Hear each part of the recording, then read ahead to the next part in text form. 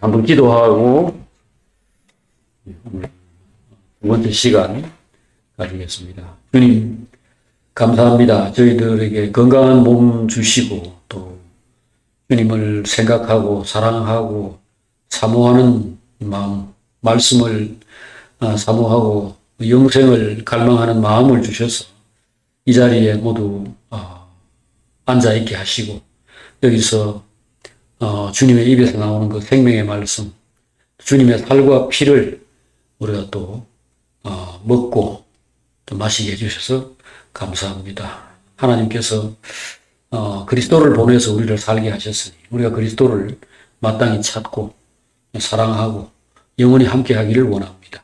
이 예수 그리스도 안에 있는 모든 보화들이 오늘 저희들에게 다 밝혀지고 또 깊숙이 우리 안에 자리 잡도록 성령으로 역사해 주시옵소서. 예수님의 이름으로 기도합니다. 아멘. 자, 이제 우리 어제 저녁에 요한이 우리에게 회복자로서 교회가 마지막 때에 그 생명의 길에서 벗어나게 되고 또 세상의 이 격동, 특별히 이 세상의 격동은 세상의 종말과 깊은 관련이 있죠. 마귀가 자기의 때가 다 된 줄 알고 할 수만 있다면 택하신 자들도 미혹하고 넘어뜨려서 함께 이제 멸망으로 끌고 가려고 최후의 발악을 하는 그때는 교회도 타격을 입습니다. 우리가 어제도 얘기했습니다만 미국이 이제 이전에 거의 세계에서 유일한 그런 강대국, 아주 부유하고 모든 것을 누리는 그러한 위치에 있었는데 그것이 이제 결국 뭐 산에 원래 나무에 물이 있더라도 다 흘려보내고 나중에는 밑에 강이 이제 물이 불어나고 바다로 물이 다 흘러가듯이 모든 좋은 것은 다 퍼지게 되어 있습니다. 그리고 결국은 이 세상에 다른 나라들이 미국의 이제 이전에 독점적인 지위를 위협하게 되니까 미국이 이제 그냥 막가파식의 그런 지도자를 세워가지고 돈 내놔라 이렇게 하게 됨으로써 이제 세상은 다시 어려움 속으로 빠져들어가는 이런 원리와 같죠. 마귀도 뭐 과거에도 가만히 있지는 않았지만 이 마지막 때 아마겟돈 전쟁을 벌인다고 하는 이 계시록의 그 예언처럼 모든 세상의 사람들 다 끌어모아가지고 하나님과 그 군대를 이제 대적하고 마지막 전쟁을 벌이는 이런 상황은 이전과는 이제 다른 거죠. 이럴 때에 우리는 요한이 마지막까지 이제 활약을 하는 것을 우리가 주목을 해야 됩니다. 어제 베드로에게 주님께서 네가 나를 사랑하느냐 이렇게 물었던 것을 우리가 생각을 했죠. 그렇게 물었을 때 주님이 아십니다. 그렇게 대답하니까 내 양을 먹이라 이렇게 베드로를 이제 주님의 말하자면은 계승자로서 그 수제자로서 세상에서 이제 앞으로 주님의 사역을 이어서 모든 교회를 관리하고 이렇게 돌보도록 위임을 했을 때 주님은 그 베드로가 그때 다른 사람을 주목했죠. 바로 요한이죠. 그래서 주님의 품에 안겨있던 저 사람은 어떻게 됩니까? 요한에 대해서 물었을 때 그 주님께서 뭐라고 했습니까? 내가 다시 올 때까지 그를 머물게 할지라도 내가 무슨 상관이냐. 너는 내 양을 먹이라. 이렇게 하셨죠. 그때 요한이 자기가 설마 주님 오실 때까지 살아있으면서 마지막까지 교회를 돌볼 것이다 라고 생각을 하지는 않았을 겁니다. 주님이 금방 온다고 생각한다면 그렇게 생각했을 수도 있겠네요. 하지만 내가 과연 그 정도의 엄청난 그런 그 최종적 관리자로서 일할 수 있을까? 그런 생각은 아마 못했을 겁니다. 그때 나이가 아주 어렸고.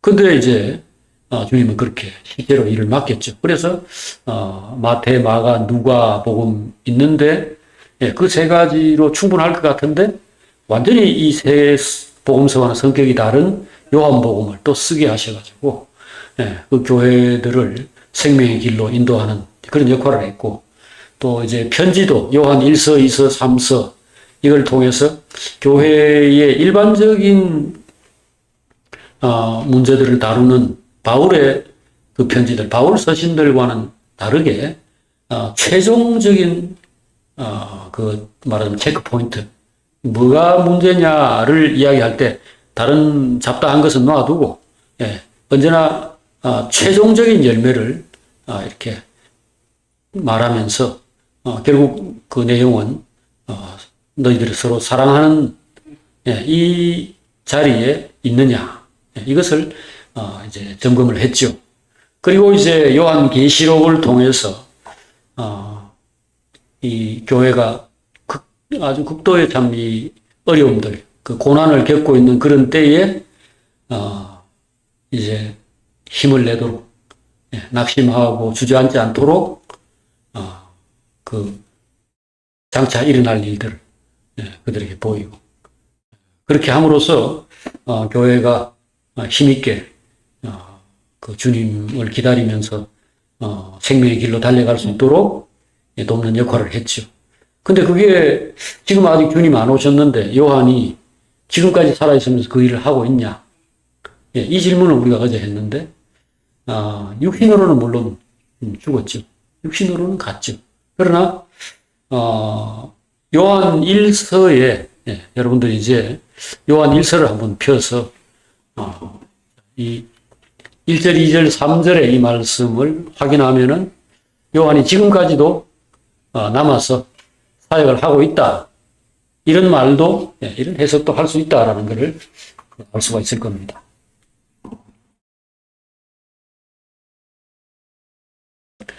요한 1서 1장 1절부터 3절까지를 함께 읽어보겠습니다. 자, 다 같이 태초부터 있는 생명의 말씀에 관하여는 우리가 들은 바요, 눈으로 본 바요, 자세히 보고 우리의 손으로 만진 바라. 이 생명이 나타내신 바 된지라. 이 영원한 생명을 우리가 보았고 증언하여 너희에게 전하노니 이는 아버지와 함께 계시다가 우리에게 나타내신 바 된 이심이라. 우리가 보고 들은 바를 너희에게도 전하면 너희로 우리와 사귐이 있게 하려 함이니 우리의 사귐은 아버지와 그의 아들 예수 그리스도와 더불어 누림이라. 요한이 지금 살아있느냐? 물론 살아있지 않죠. 그러나 또 살아있다고 할 수 있습니다. 왜?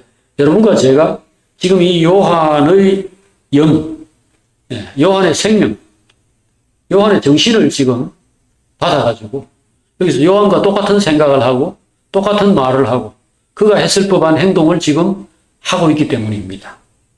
그래서 아브라함도 살아있고 이삭도 살아있고 야곱도 살아있다. 이렇게 이야기를 하는 겁니다.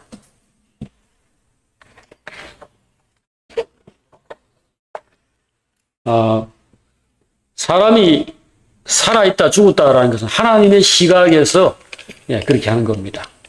하나님은 죽은 자의 하나님이 아니고 산 자의 하나님이다. 이렇게 말씀을 했죠. 모세를 불러가지고 하나님은 죽은 자의 하나님이 아니고 산 자의 하나님이다. 근데 아브라함과 이삭과 야곱을 말을 했단 말입니다. 나는 아브라함과 이삭과 야곱의 하나님이다. 그때 이미 아브라함과 이삭과 야곱은 죽은 지 오래된 때거든요. 모세라는 사람은 그로부터 몇백 년 후의 사람이니까. 그럼 아브라함과 이삭과 야곱은 분명히 시체가 되어서 끝난 사람인데 어떻게 살아있다고 하느냐? 하나님 보시기에 살아있는 겁니다. 하나님은 죽은 자를 살아있는 걸로 보시느냐? 그게 아니고 하나님 안에는 시간이 없다는 거죠. 하나님의 세계 안에는 시간이라는 게 없습니다. 하나님은 어제나 오늘이나 동일하시고 영원하신 분입니다.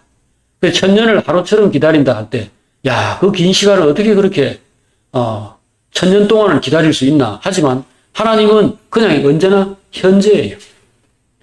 하나님의 시간 안에서는 현재 그 사람이 어떤 사람이냐 하는 게 그게 과거에도 그렇고 지금도 그렇고 미래도 그렇다고 볼 수 있는 거죠. 요한은 살아있는가? 살아있습니다. 왜? 요한의 정신을 가지고 있고 요한의 인격을 가지고 있고 요한의 눈과 귀를 가지고 있고 요한의 입을 가지고 있는 사람이 있다면 그는 살아있는 겁니다. 오늘 우리는 아브라함의 자손입니다. 우리가 이 파리나 모기, 원래는 그 모기가 별로 많지 않은데 이 모기를 볼 때 여러분 작년 모기냐 올해 모기냐 그 다음에 이게 엄마냐 이게 딸이냐 이걸 보십니까? 그 모기가 와서 나를 물었단 말이죠. 근데 그 놈은 가고 없어요. 근데 딴 모기가 오면은 그 놈이 나를 물었던 그 나쁜 놈이죠. 그래서 무조건 두드려 잡죠. 바퀴벌레에게는 엄마도 없고 아들도 없고, 파리도 그렇습니다. 하나님 보시기에 존재가, 이거냐 저거냐를 따질 때 언제나 하나님 보시는 하나뿐입니다. 생명입니다. 그 속의 생명, 그 정신을 얘기하는 거죠. 요한은 주님의 사랑을 많이 받은 사람입니다. 그래서 주님의 품에 이렇게 안겨서 예수님 배신하는 그런 그 주제가 나왔을 때 주님을 팔자가 누군데요? 하고 이렇게 물었던 사람입니다. 주님의 애인과 같이 주님의 품에 이렇게 안겨있던 그는 사랑이 모든 것이다. 이것을 몸으로 배웠고 그래서 일생을 통해서 그 사랑의 사도로서 모든 교회들이 이 처음 사랑에서 벗어나 딴 데 일 열심히 하고 무슨 뭘 싸우고 이런 거 할 때에 이 사랑으로 사람들을 돌이키는 그 사역을 했죠. 요한의 관심을 우리가 이제 요한복음과 또 요한일서와 요한계시록의 그 말씀들을 통해서 하나하나 이제 살펴보도록 하겠습니다.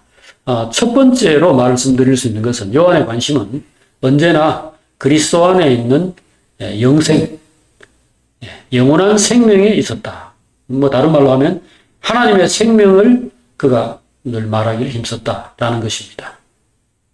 요한복음 5장을 한번 6장을 5장이 아니라 6장을 한번 가보겠습니다. 요한복음 6장에 주님이 자기의 살과 피를 이게 떡과 포도주처럼 마치 그렇게 먹으라고 하는 말씀을 쭉 하고 있는데요. 자, 여기에 6장 40절을 자, 한번 보겠습니다. 6장 40절. 자, 한번 읽어보겠습니다. 내 아버지의 뜻은 아들을 보고 믿는 자마다 영생을 얻는 이것이니 마지막 날에 내가 이를 다시 살리리라. 자, 그러면서 이제 그 밑에 여기 47절부터 쭉 내려가면서 한번 읽어보겠습니다. 6장 47절입니다. 진실로 진실로 너희에게 이르노니 믿는 자는 영생을 가졌나니 내가 곧 생명의 떡이니라. 너희 조상들은 광야에서 만나를 먹었어도 죽었거니와 이는 하늘에서 내려오는 떡이니 사람으로 하여금 먹고 죽지 아니하게 하는 것이라. 나는 하늘에서 내려온 살아있는 떡이니 사람이 이 떡을 먹으면 영생하리라. 내가 줄 떡은 곧 세상의 생명을 위한 내 살이니라 하시니라. 그리고 그 밑에 53절입니다.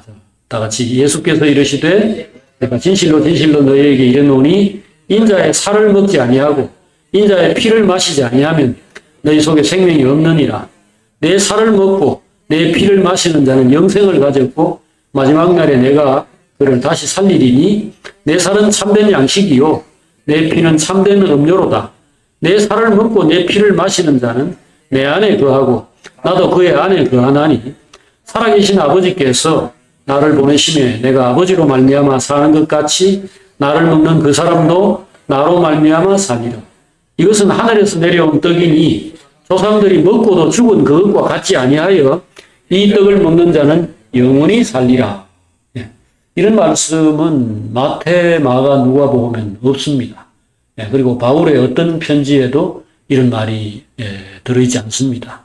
근데 요한은 이런 말을 했습니다. 이것은 바로 그가 주님을 그의 생명으로, 그의 영원한 양식으로 이해하고 받아들인 가운데서 다른 사람들에게 이 말을 할 부담을 가지고 있었기 때문입니다. 이것은 실제로 주님 자신이 한 말씀이고요. 요한의 해석이 아닙니다. 어제 우리 봤던 요한복음 17장 3절의 말씀을 다시 한번 확인을 해보시면 그걸 알 수가 있죠.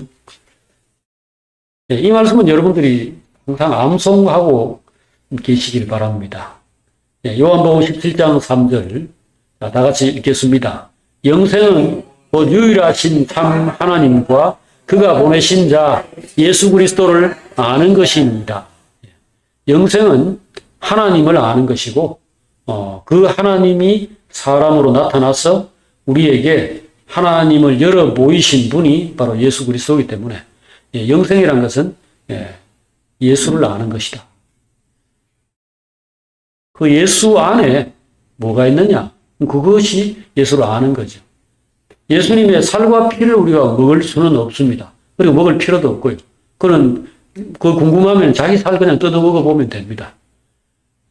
예수님의 살과 피, 예수님의 생명을 상징하는 거죠. 예수님의 생명은 예수님의 정신, 예수님의 마음입니다. 너희 안에 이 마음을 품으라. 곧 예수 그리스도의 마음이니. 빌립보서 2장에서 바울이 이야기했던 것처럼 그는 하나님의 본체이시나 그렇게 여김을 받지 않고 사람, 종의 모습으로 자기를 낮추었다 그랬습니다. 이게 뭡니까? 사랑이고 이것이 다른 사람을 사랑하는 그 과정에서 이제 자기를 희생하고 수고하는 그런 거죠.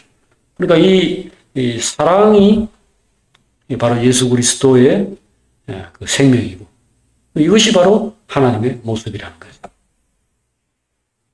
그래서 요한의 첫 번째 요한과 관련해서 우리가 어떤 단어로 요한 하면 떠올려야 될 그 단어는 바로 영생, 영원한 생명.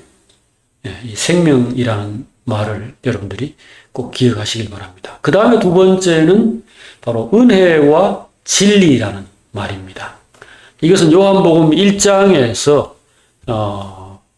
요한이 직접 사용했던 말이죠. 자, 요한복음 1장으로 가서 그가 사용한 말, 1장 14절에 같이 읽어보겠습니다.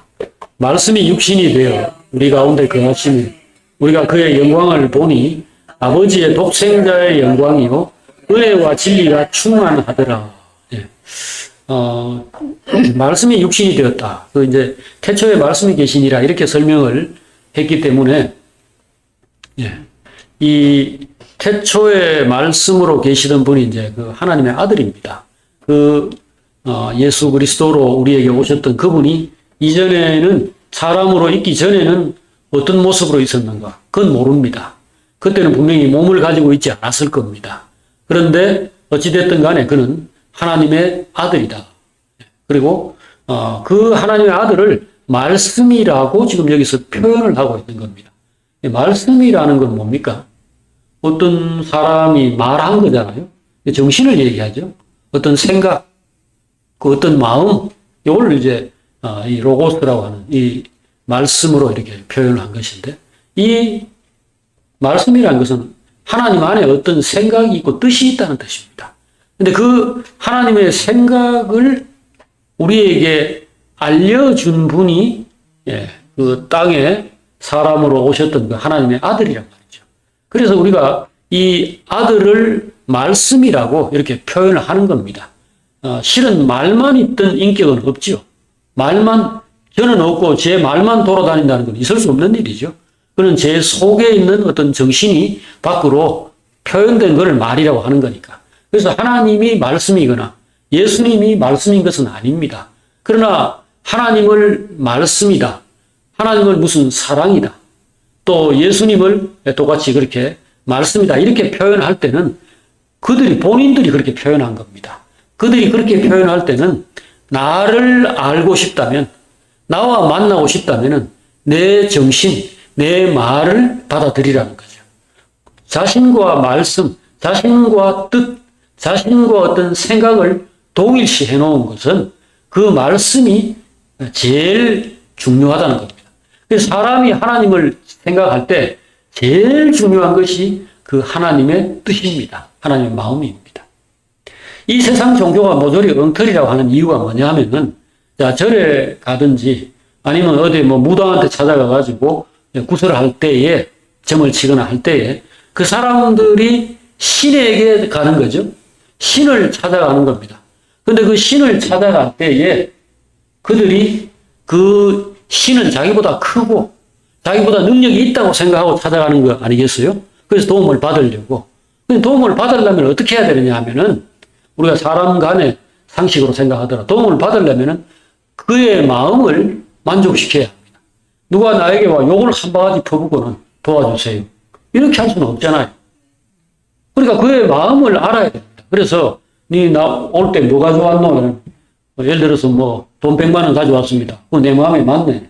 내가 그래 돈 좋아하는데.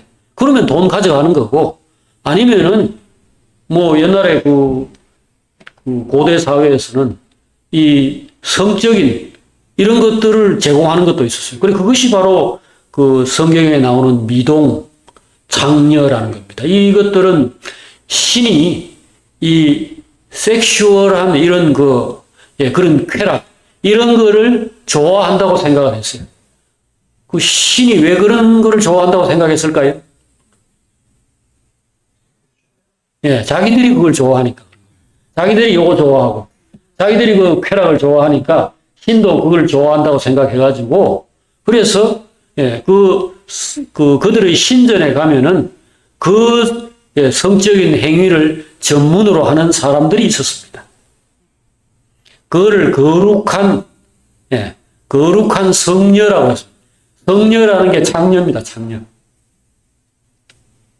자, 입에 담기도 부끄러운 이런 것들이 세상 귀신들인데, 그 귀신은 실제로는 존재하지 않죠.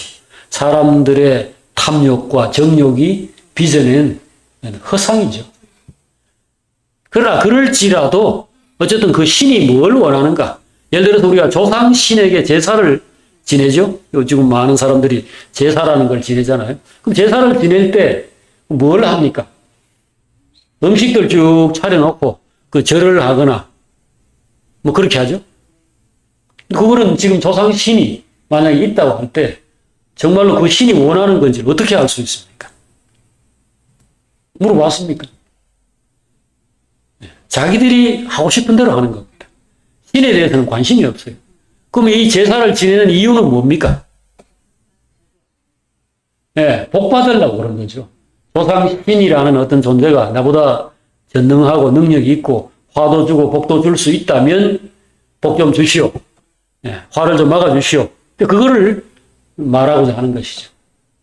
그러면은 그 신이 원하는 걸 해야죠.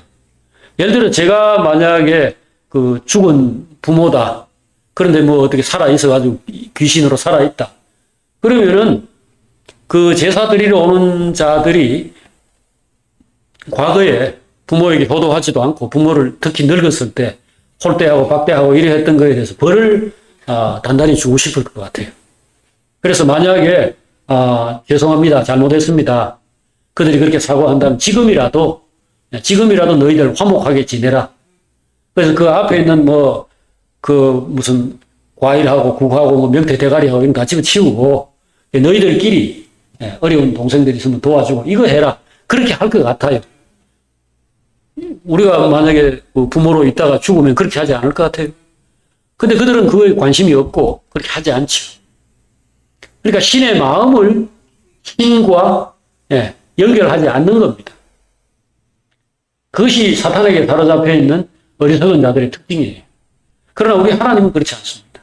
우리 하나님은 하나님 자신이 곧 말씀이고 하나님이 곧 율법이고 하나님 자신이 사랑이고 하나님이 곧 정의입니다. 하나님의 나라를 이야기했을 때 마태복음 6장에 보면은 하나님의 나라와 의를 구하라. 너희는 먼저 그의 나라와 그의 의를 구하라. 이게 나라 이퀄 의입니다. 자, 지금 이 대한민국이라는 나라 또는 미국이라는 나라는 무언가? 자, 우리가 아까도 미국을 이야기했습니다만 그 미국이라는 나라는 지금 재정 적자가 극심해가지고 하루에 갚아야 될 이자가 4조 원이라고 그래요. 4조 원. 그러니까 뭐 간도 참 크죠. 그렇게 막 퍼먹고 미래의 그 후손들이 어마어마한 빚을 짊어지고 다 죽어가야 할 상황에서 지금 생활을 누리고 있는 겁니다. 이거를 어떻게 할 방법이 없으니까 전에 미국의 이제 금융위기 2008년에 서브프라임 모기지 사태라는 게 이게 왔을 때에 미국의 뭐 대형 4대 은행이 다 무너지고 리먼 브러더스다 다 무너지고 그리고 이제 영국이 블랙시트라 해가지고 유럽연합에서 빠져나가 버린 2016년을 계기로 해서 지금 미국과 유럽은 이제 그야말로 곤두박질 치는 그러니까 그동안 2차 대전 이후에 80년이나 누려오던 이 번영과 성장의 시대를 끝낸 겁니다. 이게 역사학자들이 이제 그렇게 보고 있는데 그런 상황에서 옛날처럼 제국주의 침략을 해가지고 가난한 나라들, 약한 나라들 쳐들어가가지고 거기에 농산물이다, 뭐 무슨 광물이다 이런 것들을 싸구려로 가져가가지고 다시 자기들 그 경제를 살리고 이런 건 지금 할 수가 없잖아요. 그러니까 지금 미국이 하는 일이 관세 이런 걸 가지고서 저렇게 이제 억지를 부리는 겁니다.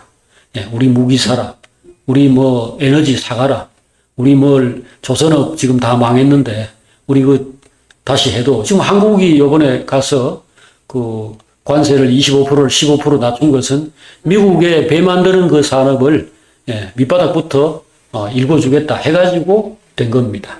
자, 이것은 결국은 총칼을 들고 가가지고 남의 나라의 재화를 빼앗아 가는 거죠. 3,500억 달러라는 이것은 뭐 시작에 불과하죠. 앞으로 뭐 많은 것들을 계속 요구할 겁니다. 저걸로 재미를 봤다면은 그렇게 하겠죠. 이것은 가정이 아닙니다. 인류는 항상 그렇게 해왔고 침략해가지고 그 부를 키우고 힘을 키우는 그런 한 번도 멈춘 적이 없습니다. 과거의 고대 우리 성경에 나오는 것만 하더라도 이집트 제국, 그 다음에 뭐 뒤에 바벨론 제국, 아시리아 제국, 헬라, 로마, 언제나 역사 속에서 모든 나라들이 그렇게 가진 힘을 가지고 그들의 삶을 꾸려왔기 때문에. 자, 예를 들어서 그러면 오늘 너희는 미국을 추구하라 이렇게 말한다면은 하나님의 나라와 하나님의 의를 추구하라. 자, 너희는 먼저 그의 나라와 그의 의를 추구하라고 할 때 하나님의 나라 옆에는 뭐가 붙어 있습니까? 의가 붙어 있죠. 미국은 뭡니까? 힘입니다. 힘. 성경에 나오는 짐승, 첫째 짐승. 이 짐승이라는 것이 언제나 강대국들, 또 개인으로 말하면 독재 권력자 이런 사람들이죠. 그들은 언제나 외치는 말이 딱 한 가지입니다. 돈이 최고야. 힘이 최고야. 주먹이 최고야. 이것은 이제 지적인 영역까지 확대해 나가면은 머리 좋은 사람, 공부 잘하는 사람. 지금 우리나라에 그 의료 대란 가는 게 작년에 한참 난리를 쳤는데 결국 못 이깁니다. 그 사람들을 못 이깁니다. 왜? 우리 다 아픈데 뭐. 우리 다 병원에 가야 되는데. 결국은 힘 있는 사람을 힘 없는 사람들은 이길 수 없습니다. 그래서 세상 나라라는 것은 거기에 뭐 앞에 미국이라는 이름을 붙이든 한국이라는 이름을 붙이든 뭐 바벨론이라고 하든 로마라고 하든 언제나 그 옆에는 힘입니다. 힘. 그런데 오늘 주님이 요한을 통해서 그에게 이야기를 합니다. 너희는 아니다. 너희는 내가 부른 내 나라의 사람들, 내 자식들, 내 백성이다. 이들에게는 생명, 이 생명은 그 내용을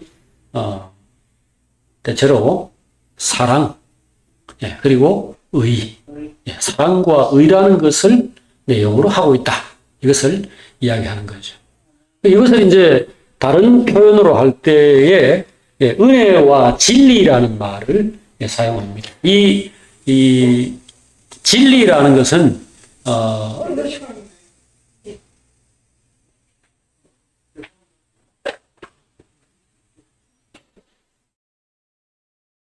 예, 진리라고 하는 것은 어떤 철학적인 이런 개념이 아니고 예, 이 진짜 예, 또는 실제 또는 실체 이런 개념으로 사용하고 있습니다. 예를 들어서 우리가 편지가 있다. 그럼 이건 어떤 사람이 자기의 뭔가를 이렇게 다른 사람에게 전한 거죠. 그 다음에 사진, 그보다 조금 더 낫겠네요. 사진은 사진 찍어가지고, 내 모습 찍어가지고 보낸 겁니다. 근데 그것은 내 실체가 아니에요. 그건 진리가 아닙니다. 그래서 그걸 뭐라고 표현하냐면은, 거짓이라고는 차마 말하기 어렵고, 그건 거짓은 아니잖아요. 그래도 내 편지고, 내 사진인데, 근데 그건 그림자라고 표현하죠. 그림자 또는 모형. 성경에 이 단어를 사용하면 그렇습니다. 그래서 그것을 모형이라고, 타입, 영어로 TYP, 타입이라고 하는, 모형, 또는 뭐 그림자, 섀도우, 그렇게 표현하죠. 그러면 그거의 반대편에 진짜, 진짜. 예, 이것을 실제 또는 실체 또는 삶 또는 진리라고 한자 단어로 진리라고 표현합니다. 이것은 히브리서 8장과 9장에 보면은 잘 설명이 되어 있는데 구약 시대에 제사를 드리거나 안식일을 지키거나 뭐 양이나 소를 잡아 바친다든지 이런 것들은 모두 모형이다. 모형과 그림자다라고 표현하고 있습니다. 자, 여러분들이 히브리서 자 그러면 9장을 잠깐 참조하십시오.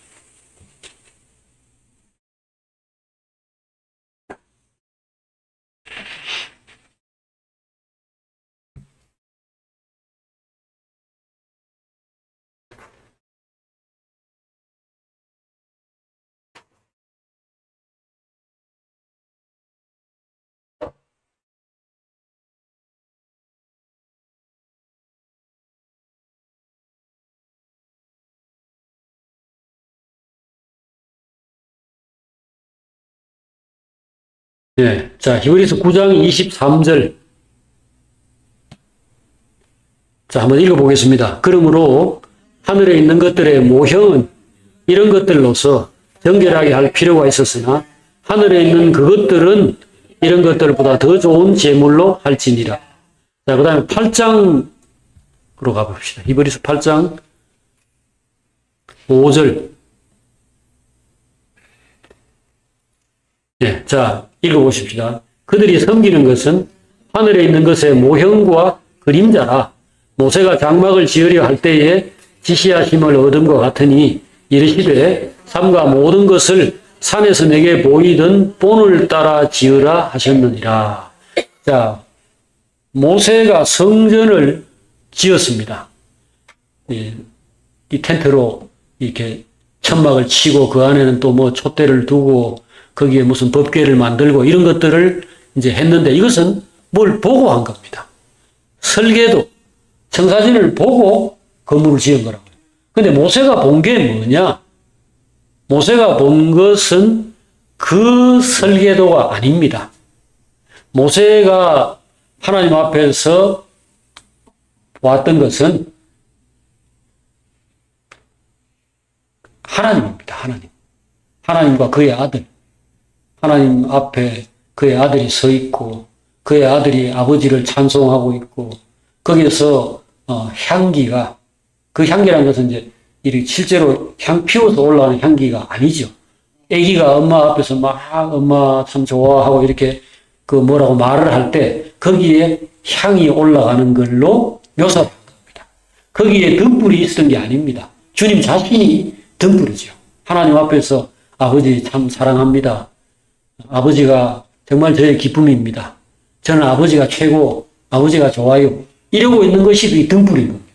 요걸 땅에서 표현한 게 뭐냐면은 성전에 이 집을 하나 지어 놓고 그 안에다가 떡상, 진설병이라고 그러죠. 거기다가 떡을 하나 올려놓고 그 다음에 등불 7가지가 이렇게 붙어있는 이런 그 등을 해놓고 거기다 기름 이렇게 해가지고 심지해가지고 불 피워놓고 그 다음에 향을 이렇게 분향단이라 해가지고 향단을 이렇게 만들어서 향을 피우는 그런 모습을 한 거죠.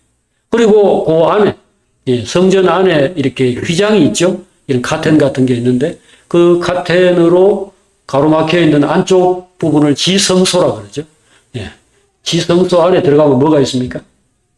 지성소 안에는 불도 없고 뭣도 없고 아무도 없고 언약궤가 있죠. 법궤. 나무 통 안에 돌판. 그 돌판에 뭐가 적혀 있습니까? 하나님 말씀이 적혀 십계명 같은 율법이 적혀 있죠. 자, 이 돌판은 하나님의 말씀을 나타내는 것인데 거기에 뚜껑이 덮여 있다. 통 안에 가두어져 있는 겁니다. 왜? 이게 그대로 드러나면 죄인들이 다 죽어버리니까. 지금 이 하나님의 집이 어디 있느냐 하면 땅에 있는 거예요. 사람들 속에 있는 거예요. 사람들 속에 있는데 그대로 만약에 하나님의 말씀이 그냥 다이렉트로 사람하고 이렇게 부딪히면 사람들이 죄인들이니까 다 죽어버리죠. 그래서 그 위에 뚜껑이 이렇게 덮여 있는데 이것을 속죄소라는 이름을 붙였어요. 세상에 관뚜껑이 되었던 장독뚜껑이 되었던 간에 뚜껑 이름을 갖다가 속죄소라고 붙이는 경우가 어디 있겠습니까? 그런데 그것이 이름이 속죄소 또는 시은좌, 은혜를 베푸는 자리다. 시은좌, 은혜 베푸는 자리. 그런 엄청난 이름이 붙어 있는데 이게 다 뭐냐면은 하나님 앞에서 예수님이 앞에 서 있고 그래서 그 예수님이 우리의 죄를 다 처리하면서 하나님 이 사람 용서해 주세요. 저 사람 봐주세요. 자기가 우리의 의가 되시고 우리의 거룩이 되시고 우리의 생명이 보존되도록 이렇게 커버해주는 그런 분으로 있는 모습을 표현한 것이 성전인 거죠. 그러니까 이 성전은 바로 예수 그리스도와 또 그 예수 그리스도가 하나님과 더불어서 함께 있는 그러니까 하나님 아버지와 그 아들이 함께 거하는 장막의 땅의 표현이죠. 모형과 그림자죠. 그래서 오늘 요한이 예수님이 세상에 오셨을 때 진짜 왔다라고 얘기한 겁니다. 말씀이 육신이 되어 우리 가운데 거하심에 우리가 그 영광을 보니 아버지의 독생자의 영광이요 은혜와 진리가 충만하더라. 제가 그 진리를 이제 설명을 하는 겁니다. 이 진짜가 왔다는 겁니다. 하늘에 있는 그 성전이 땅에 왔고 하늘에 있는 그 제사장이 우리를 늘 이렇게 뭐라 할까 뭐 카바 쳐준다 할까 우리를 이렇게 위에서 항상 기도해주고 아버지 앞에 변호해주고 하던 그분이 땅에 온 겁니다. 그래서 은혜란 말은 이제 하나님의 사랑과 뭐랄까 사람을 이렇게 구원하려고 하는 이런 아버지의 마음이 이제 실제로 실현된 것을 은혜라고 이렇게 표현하는데 저는 사랑이 많은 사람인데 자, 이 사랑을 다른 사람이 알게 하려면 어떻게 해야 됩니까? 내가 뭐 돈을 어떤 사람에게 뭐 100만 원, 1000만 원 주든지 뭐 그 사람을 업어주든지 그 사람 뭐 고생해야 될 거 내가 대신 해줄게 하든지 어떤 액션으로 나타나야 되잖아요. 그 사랑이 하나님 안에 있는 사랑이 밖으로 펼쳐질 때 이것을 은혜라고 얘기를 합니다. 이제 하나님 안에 참 사람 사랑하는 마음이 있단 말이에요. 이거 자기 자식들이니까. 이 사람들을 위하여서 뭘 하고 항상 생각하고 계획하다가 결국은 자기 아들을 사람의 대표자로 보내가지고 이 사람들의 죄를 대신 짊어지고 죽도록 그래서 모든 사람들의 죄를 다 사함받도록 이렇게 하셨으니 이것이 은혜죠. 그래서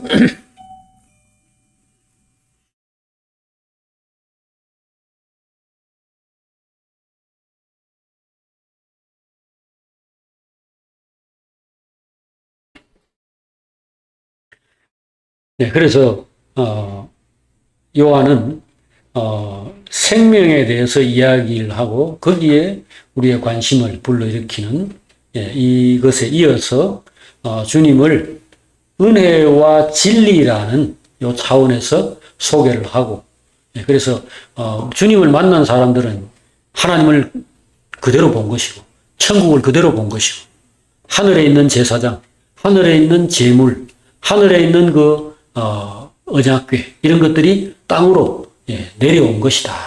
그래서 주님 왔으니까 이제는 구약의 성전은 다 필요 없죠.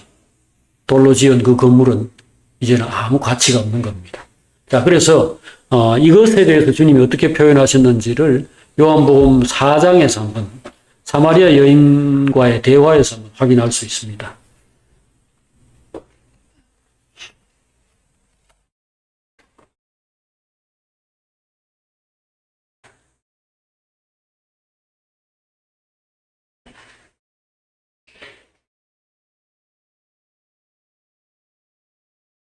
네, 요한복음 4장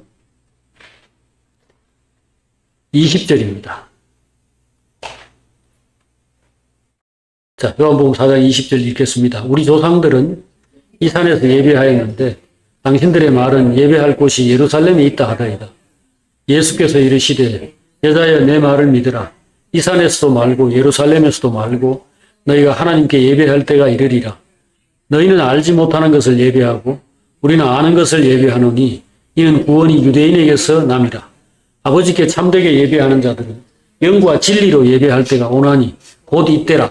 아버지께서는 자기에게 이렇게 예배하는 자들을 찾으시느니라.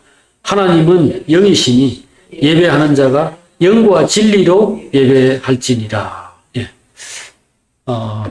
하나님은 영이시니 영과 진리로 예배해야 된다. 이랬을 때에 이 여자가 25절에 메시아, 즉 그리스도라 하는 이가 오실 텐데 그가 우리에게 모든 것을 알려주시겠죠 라고 얘기를 합니다. 그럴 때에 26절에 예수님이 그에게 내가 바로 그다 이렇게 이야기를 했죠. 자, 이 여자가 그 물은 게 뭐냐면은 어디서 예배해야 됩니까? 하나님을 올바르게 섬기려면은 그 예루살렘에 있는 성전에 가서 예배를 드려야 됩니까? 아니면은 이 여자는 사마리아 사람이니까 사마리아 사람들은 다른 곳에 예배 처소가 있었습니다.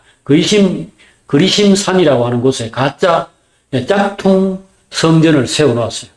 거기 가서 섬겨도 되는 겁니까? 아니면 꼭 당신네 거기까지 가야 됩니까? 이렇게 물은 겁니다. 그럴 때 주님이 대답하시기를 이 산에서도 말고 예루살렘에서도 말고 지금 여기 예수님은 사마리아에 있거든요. 사마리아의 그 그리심산이라고 하는 거기에 짝퉁 예배당 거기서 예배 드리는 것도 하지 말고 예루살렘에 있는 그 성전에 가서 예배 드리는 것도 하지 말라는 겁니다. 다 지나갔다는 거지. 왜? 자기가 진짜 성전이 왔으니까. 실체가 왔단 말이에요. 그가 바로 진리입니다. 그래서 사람이 안식일을 지킨다. 제사를 드린다. 11조를 낸다. 구약에 여러 가지 계명들이 있었어요. 그러나 그 모든 계명들은 모두가 하나님을 사랑하고 하나님을 섬기는 마음을 표현하는 방식입니다. 제사를 드릴 때는 뭘 합니까? 내 죄를 용서해 주세요 이겁니다. 속죄 제사를 드릴 때 내 죄를 용서해 주십시오. 그 다음에 화목제라는 것 하나님과 우리 사이에 이렇게 잘 지내고 싶습니다. 이 표현입니다. 그 다음에 이제 그 이웃들하고 같이 음식을 이렇게 나누어 먹고 하는 이런 것들을 제사도 있었습니다. 이런 걸 할 때 하나님이 됐다 이제는 그건 할 필요 없고 그 예수님이 네 죄를 용서를 했으니 만약에 죄를 용서받고 싶으면 예수의 그 죽음과 부활을 믿고 그리고 주님께 가서 제 죄를 용서해 주십시오. 이렇게 말하면 된다라고 지금 이야기하는 겁니다. 그러니까 그게 진짜죠. 그러니까 소를 잡아 바치거나 양을 잡아 바치는 것은 그 소와 양의 실제가 뭐냐를 보고서 계속 할 것이냐 말 것이냐를 해야죠. 구약시대 사람들이 잡아 바친 소가 바로 예수 그리스도란 말이죠. 예수님이 피를 흘려서 우리 죄를 씻는 것을 말한 것이, 그건 더 이상 할 필요 없는 거죠. 그 소를 잡고 양을 잡는 건 더 이상 할 필요 없죠. 안식일도 없어졌습니다. 안식일은 뭐 하는 겁니까? 일 안 하고 쉬는 겁니다.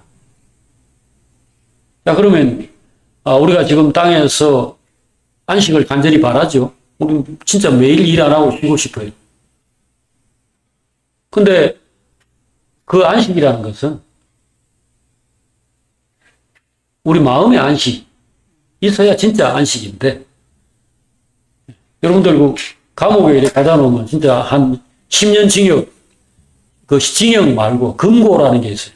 금고라는 것은 그 안에서 노역을 안 시키는 겁니다. 10년 금고형을 제가 여러분에게 때려주면 여러분들은 10년간 안식하게 됩니다. 밥은 물론 공짜로 먹여주고 국립호텔에서 그냥 10년간 편안하게 있게 됩니다.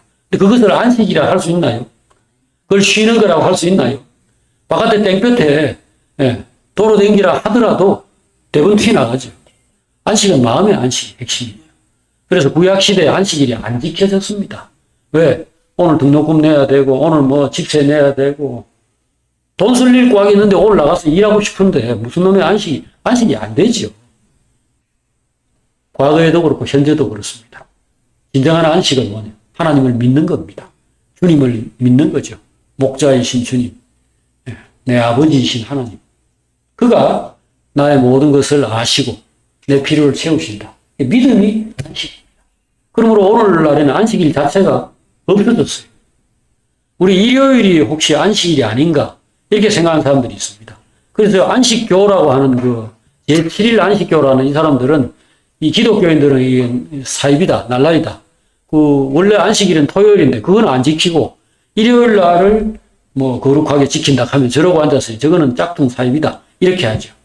자, 실제로 우리는 그럼 일요일을 안식일로 지키는가? 아닙니다. 지금 안식일이 없어요. 우리는 안식일 지키지 않습니다. 일요일날 누구보다 바쁜데, 일요일날 누구보다 일 많이 하고 그 교회에 와가지고 정신이 하나도 없는데 무슨 안식일? 우리는 안식일이 없습니다. 왜? 예수 그리스도 안에서 그가 우리의 죄를 처리해 주시고, 그가 우리의 짐을 대신 짊어져 주시고, 우리 인생을 책임지고 이끌어 가시니, 소등에 올라타고 앉아서 가는 것처럼, 주님 안에서 우리가 안식을 누리는 거기 때문에 지금은 안식일이 없습니다. 그러면은 일요일 날 뭐하러 모였느냐? 이건 초대교회 때부터의 습관이기 때문에 우리가 오늘까지 유지해오는 것인데, 초대교회의 사도행전을 보면 안식 후 첫날에 모였다라는 기록이 있어요. 그리고 그 전통대로 실제로 교회는 언제나 일요일 날 모였습니다. 그게 안식일 다음 날이에요. 왜 그러냐? 주님이 부활하신 그날, 안식 후 첫날에 새벽에 부활하셨는데 그걸 기념하는 겁니다. 그래서 일주일에 하루씩 집에서 쉬거나 이렇게 직장을 쉬거나 하는 거, 그런 일이 있기 전에도 이 사람들은 그날 주께서 부활하신 이것이 인류의 구원의 시작이고 우리의 구원이다. 그래서 그날 모여가지고 떡을 떼고 감사하고 찬송을 하던 것이었죠. 실제로 초대교회 때는요, 많은 사람들이 매일 모였습니다. 매일 저녁에.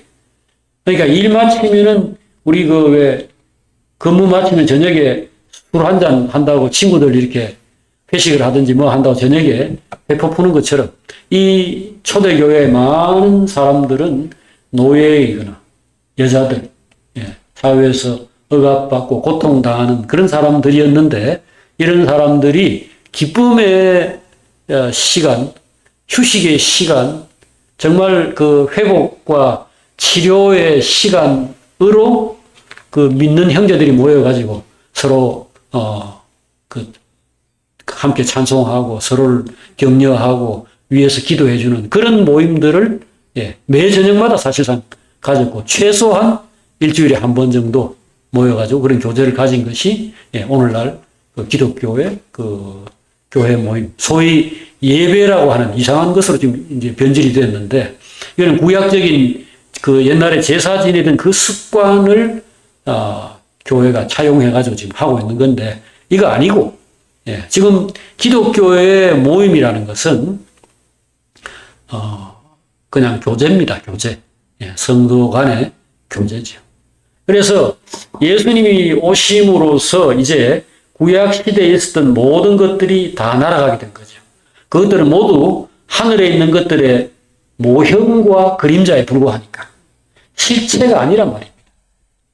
어떤 사람이 장거리 연애를 했는데 미국과 한국 사이에 뭐 펜팔처럼 이렇게 여행을 그걸 했는데 옛날에 뭐 할 수 있는 게 뭐 있습니까? 그러니까 편지 이렇게 보내고 어쩌다가 사진 같은 거 하나 이렇게 뭐 빛바랜 사진 하나 오면은 뭐 쳐다보고 막 이렇게 벽에 걸어놓고 아이고 우리 애인하고 그랬겠지요. 그러다가 이제 만나러 왔다. 만나러 온 정도가 아니고 같이 산다. 그럼 이전에 그 편지하고 사진들은 다 필요 없는 겁니다. 여자가 옆에 와 있는데 이걸 쉬지도 않지 못 쉬듯이 계속 그것만 쳐다보고 사진 보고 뽀뽀하고 이러면은 제정신이 아닌 겁니다. 예수 그리스도가 오신 다음에는 이전에 있던 모든 종교, 모든 뭐 형식들 다 필요 없이 다 날아가는 겁니다. 그래서 주님이 이 여자에게 하나님 제대로 섬기려면 어떻게 해야 됩니까? 자기네 동네에 있는 건 아무리 봐도 좀 작은 것 같거든. 그래서 그리심산에 있는 이 성전에 계속 가도 됩니까? 그거 가지 마라. 그럼 예루살렘에 가야 됩니까? 그것도 가지 마라. 내가 바로 성전이다. 이렇게 됩니다. 그래서 이 요한이 주님을 이야기할 때 은혜와 진리다 이렇게 말을 한 것입니다. 은혜와 진리이신 주님. 그리고 이제 요한 1서에 가서 나중에 좀 더 이제 구체적으로 살피겠습니다만은 요한은 그보다 더 근원적인 것을 이야기를 합니다. 바로 사랑과 빛입니다. 자, 은혜와 진리. 이것을 다른 말로 바로 사랑과 빛으로 설명하는 겁니다. 자, 요 부분 정도만 함께 보십시다. 요한 1서 1장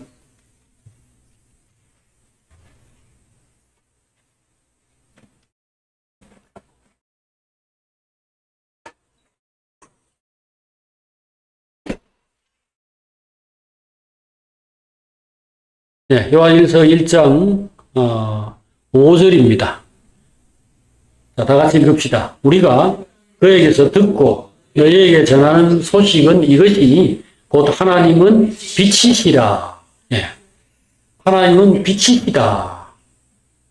그 다음에 요한일서 4장 8절을 봅시다. 이건 뭐 단어를 제가 이제 주제어가 되는 단어를 이야기하기 위해서. 자, 4장 8절. 4장 7절, 8절을 한번 읽어보겠습니다. 자, 사랑하는 자들아, 우리가 서로 사랑하자.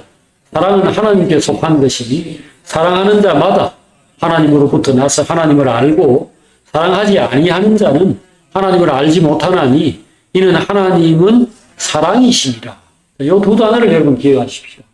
하나님은 빛이시라. 앞에, 그것과, 그 다음 여기 나오는 하나님은 사랑이시니라. 자, 요한복음에서는 그리스도를 소개할 때 은혜와 진리 또는 진리와 은혜라고 소개를 했습니다. 이 부분에 관해서 뭐 요한복음에 엄청나게 많은 우리가 함께 살펴야 될 내용들이 있습니다만은 오늘 우리의 관심 지금 요 주된 그 성경은 요한 1서니까요. 요한 1서에서는 이것이 빛과 사랑으로 또는 사랑과 빛으로 설명되고 있다는 이 사실이 중요합니다. 요한복음에서 언급된 진리는 이 진리라는 것이 여기서는 빛으로 소개되고 있다. 그 다음에 요한복음에서 언급된 은혜라는 말은 요한 1서에서는 사랑으로 소개되고 있다는 겁니다. 왜 그런가? 하나님 안에 있는 것이 밖으로 드러날 때 이렇게 말하자면 변화를 이렇게 이제 보여주기 때문에 그렇습니다. 하나님 안에는 빛이 있습니다. 하나님이 밝다라는 것이고요. 하나님 안에 무언가가 있다는 겁니다. 그걸 뭐 아까 우리가 말씀이라고 표현을 하기도 했는데 하나님 안에 무언가가 있습니다. 그런데 이것이 사람에게 나타나면 그것이 바로 진리가 되는 겁니다. 내 말이 법이다 이런 말이 있죠. 어떤 독재자나 권력자, 왕 이런 사람들이 그런 말을 할 수 있겠죠. 그래서 이거 언제부터 이랬습니까? 라고 누군가 말을 한다면 지금부터다. 어떻게 그리 됩니까? 내 말이 법이니까. 어제까지는 이랬을지라도 오늘부터는 아니다. 자, 예를 들어 진리 중에 한 가지가 이런 겁니다. 이방인들. 옛날에 그 이스라엘 사람들에게서 이방인들이라는 것은 정말 아주 극단적인 표현 하나 그들이 사용했던 단어를 쓰자면 지옥의 불쏘시개라는 거예요. 지옥이 펄펄 끓는 뜨거운 불이라면은 이방인들은 그 지옥의 불쏘시개다.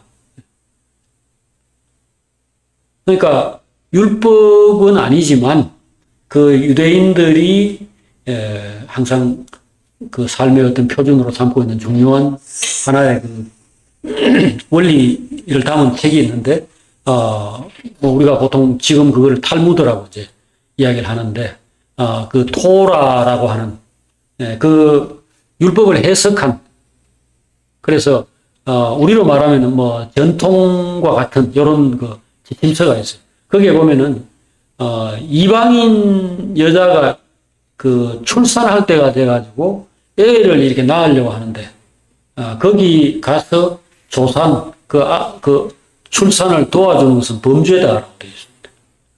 왜? 그것은 결국은 팔이나 모기가 번식하는데, 우리가 그거 잘 되도록 이렇게 옆에서 도와주는 것과 같다는 겁니다. 악의 근원이다. 악이라고 보는 거죠.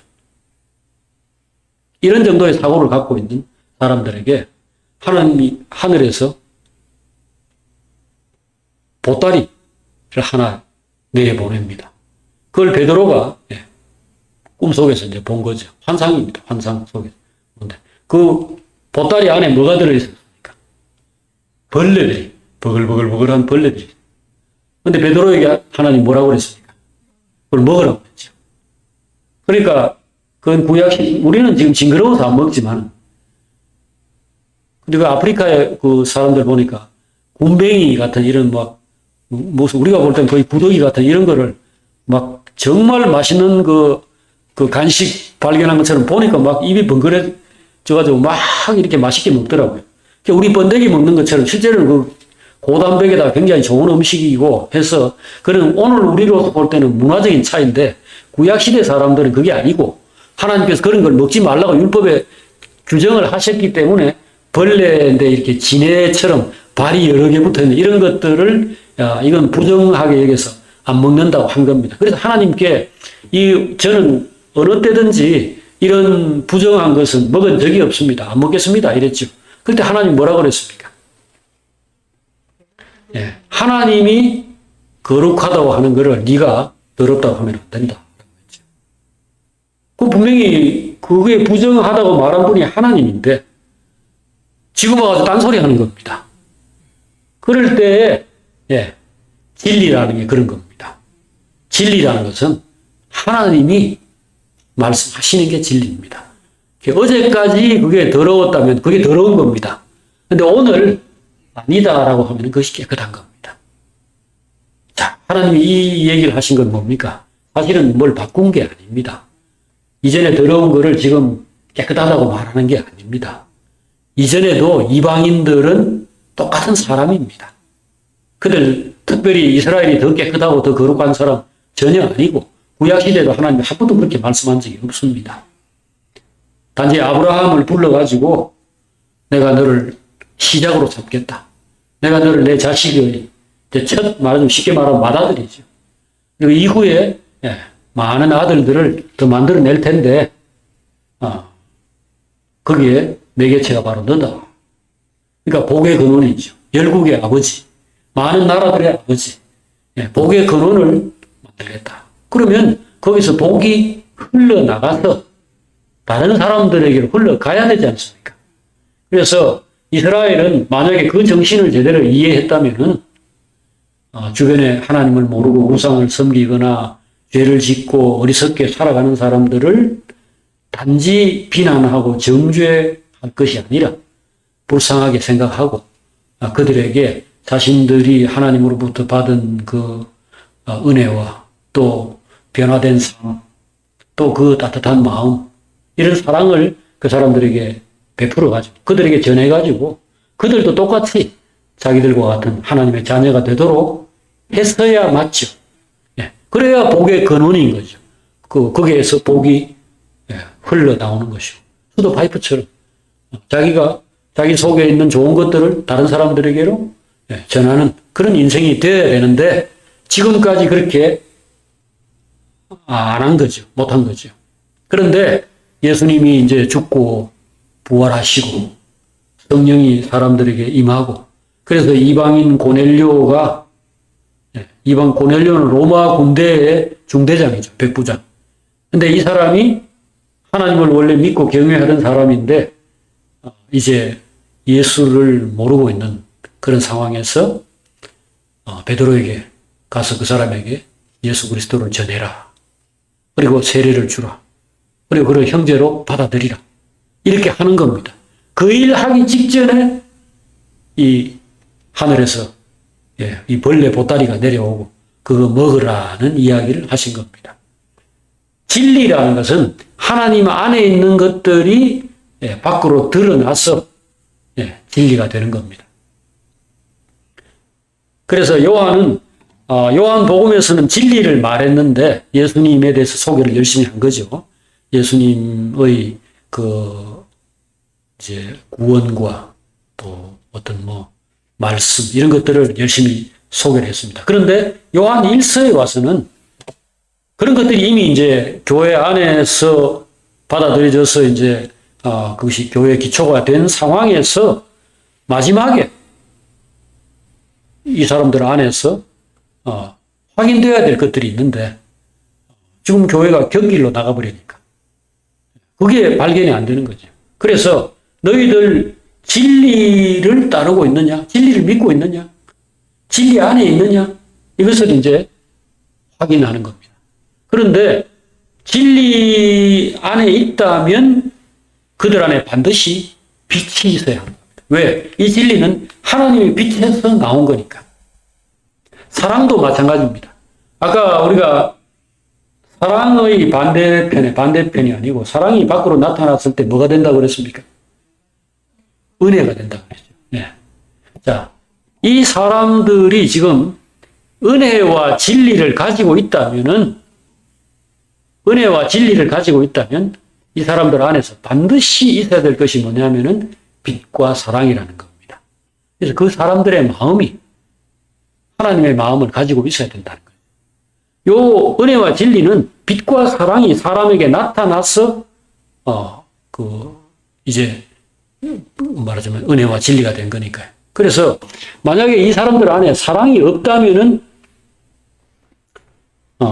이 사람들은 진리를 모르는 겁니다. 네.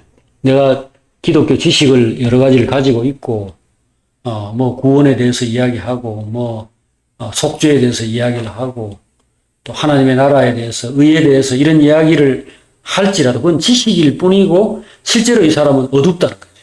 자, 여기 요한 1서 1장 아까 읽었던 부분으로 다시 돌아가 보십시다. 자, 1장 4절, 5절, 6절, 5절, 6절, 7절. 자, 여기서 보면은, 자, 5절에 보면은, 우리가 같이 읽읍시다. 우리가 그에게서 듣고 너에게 전하는 소식은 이것이니, 곧 하나님은 빛이시라. 그에게는 어둠이 조금도 없으시다는 것이니라. 만일 우리가 하나님과 사귐이 있다 하고 어둠에 행하면 거짓말을 하고 진리를 행하지 아니함이거니와. 우리가 만약에 지금 하나님과 사귐이 있다면서 어둠에 있다면, 어두운 행동을 하고 있다면 이 하나님과 사귄다는 것은 거짓말이다. 진리를 행하는 것이 아니다라고 했습니다. 그 가운데 한 내용이 뭐냐 하면은 그 밑에 6, 8절에 나와 있습니다. 우리가 죄가 없다고 말하면은 스스로 속이는 것이고 진리가 우리 속에 있지 않는 것이다. 자, 첫 번째는 이겁니다. 이 사람들이 진짜 진리를 알고 있는가? 진리 안에 있는가? 은혜의 세계 안에 있는가? 교회들은 설교하면 늘 사랑 이야기하고 무슨 진리 이야기하고 뭐 평화를 이야기하고 또 연합과 단결 이런 것들을 이야기하죠. 근데 안에서 다 싸우고 있단 말이에요. 싸우고 있고 서로 판단하고 잘났니 못났니 정죄하고 그러고 있다. 그러면은 진리 안에 있는 것이 아니다. 진리를 행하고 있는 것이 아니다. 예, 여기 지금 8절에 만일 우리가 죄 없다고 말하면 스스로 속이는 것이고 진리가 우리 속에 있지 않는 것이다. 근데 만일 우리가 우리 죄를 자백하면은 하나님께서 우리의 죄를 깨끗하게 하실 것이다. 첫 번째는 자기가 죄가 없다고 생각하는가. 자기가 잘났다고 생각하는가. 그 다음에 두 번째는 자, 2장에 가보십시오.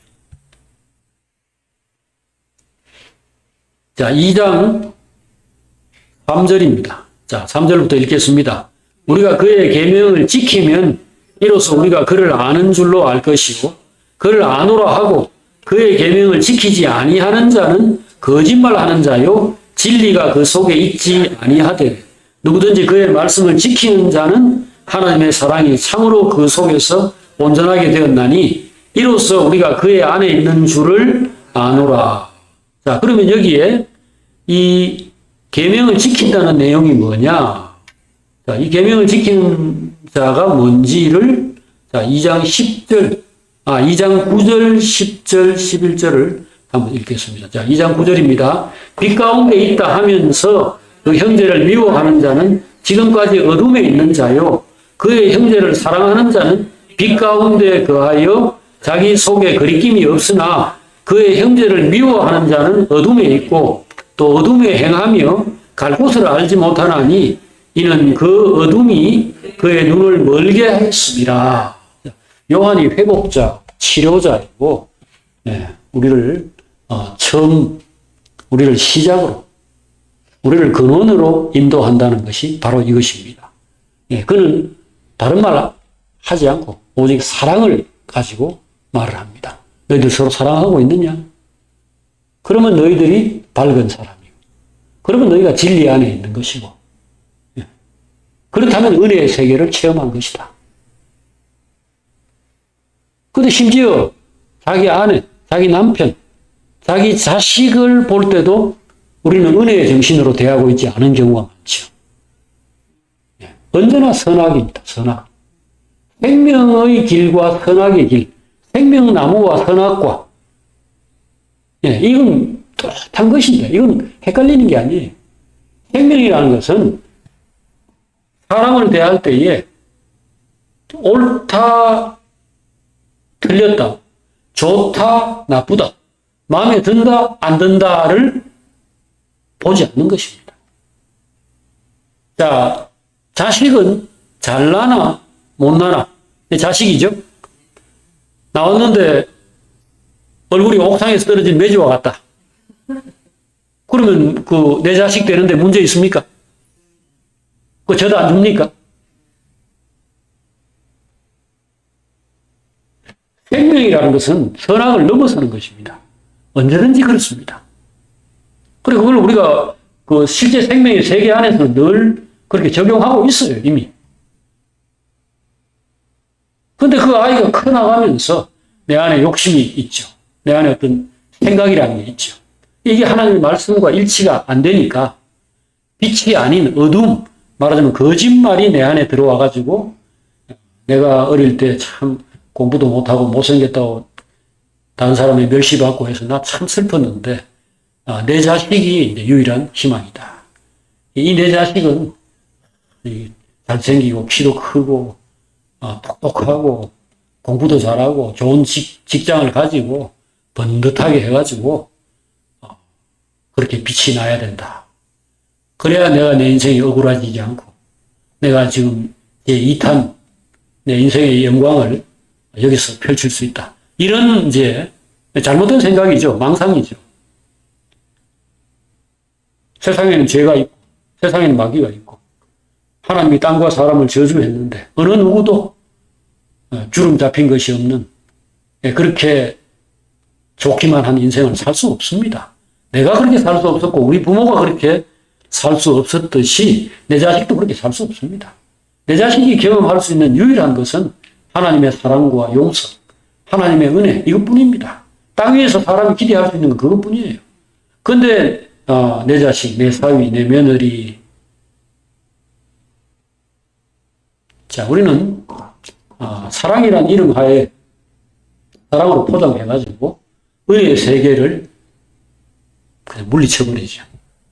은혜가 아니고 거기서 선을 추구합니다. 좋은 것을. 선악에서. 선악에서 우리가 선악을 따른다라는 말은 악을 따른다는 뜻은 물론 아닙니다. 그러나 선을 추구한다는 것 역시 생명의 길에서 벗어난 겁니다. 그게 진리가 아니에요. 그게 은혜가 아닙니다. 하나님의 은혜는 죄인을 찾아와가지고, 못난 자들을 찾아와가지고, 다듬어서, 물로 씻고 말씀으로 깨끗게 해서 아름답게 만드는 것이 하나님의 세계고, 그게 진리고, 그게 은혜입니다. 진리는 빛에서 온 거예요. 빛이라는 것은 하나님의 마음입니다. 하나님이 내가 낳은 것들은 다 소중하다. 근데 나는 걔들 살려야 된다. 사랑해야 된다. 이거죠. 가늠하다가 잡힌 여자에게 진리만을 적용한다면 어떻게 됩니까? 돌로 쳐 죽여야 됩니다. 실제로 주님이 진리라는 사실이 그냥 간단한 거로 하자면은 그 여자에게 율법을 적용시키는 걸로 1차적으로 드러날 수밖에 없습니다. 주님은 진리니까. 하나님은 진실하신 분이고 하나님은 의로우신 분이기 때문에 불의한 자를 용서할 수 없는 겁니다. 그게 진리예요. 그래서 주님이 그 여자에게 잘했다. 괜찮다. 네 남편이 시원찮게 해줬으니까 네가 간음했지. 사람은 그럴 수도 있지. 그랬습니까? 그렇게 하지 않았습니다. 여기 있는 사람 중에 죄 없는 자가 돌로 쳐라 그랬습니다. 거기 앞에 단서가 붙어 있기는 붙어 있는데 내용인 즉슨 돌로 쳐라. 그게 진리죠. 주님은 진리입니다. 그러나 진리만 있다면 진짜 진리가 드러나지 않습니다. 진짜 진리는 빛에서 온 거거든. 하나님 안에 있는 빛, 그 빛 안에는 뭐가 들어있냐? 사랑이 들어있어요.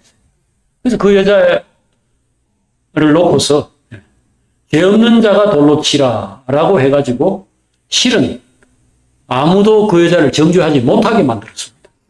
이것이 바로 은혜죠.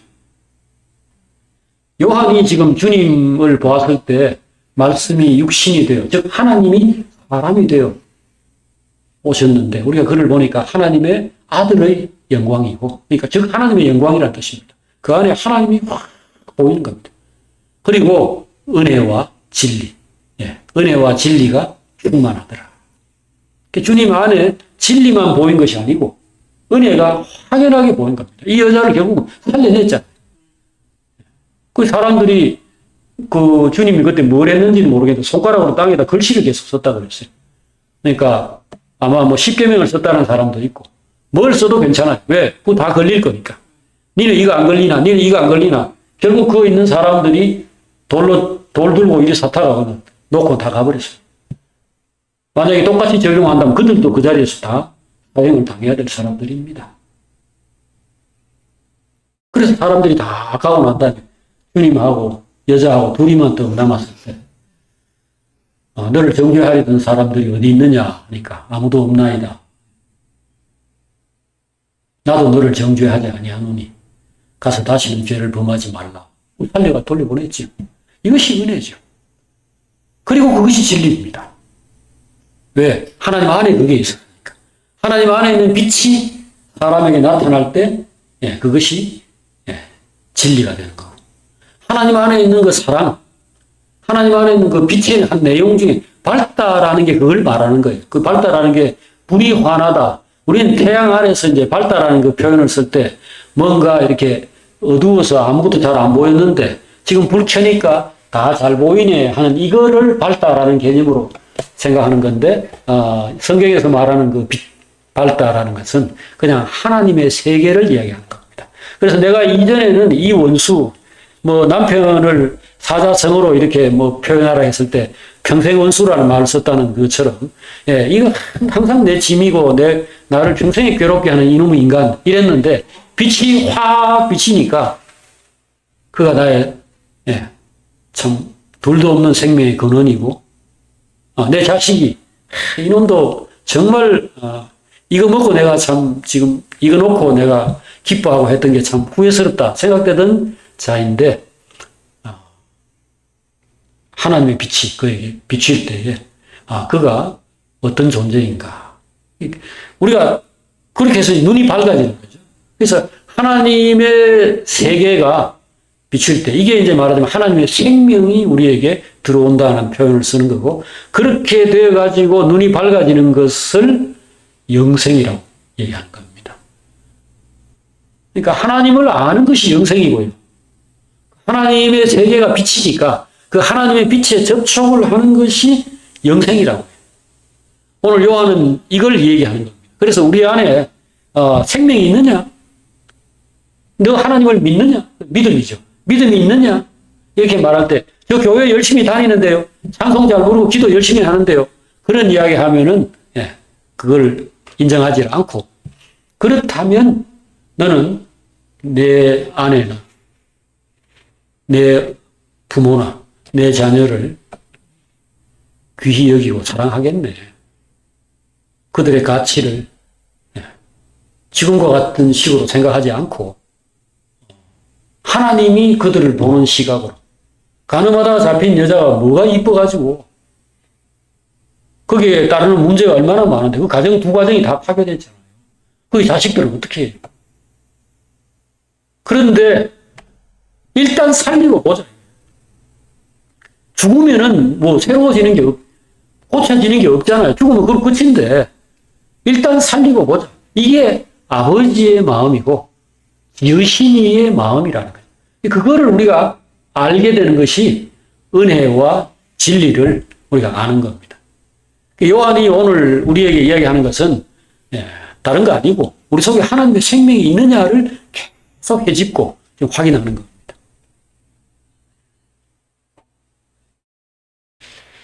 사랑한다고 해서 다 하나님을 알고 있다든지 다 진리를 알고 있다든지 하나님의 세계를 그 사람이 깊이 경험했다고 말할 수는 없습니다. 그러나 영은 성립합니다.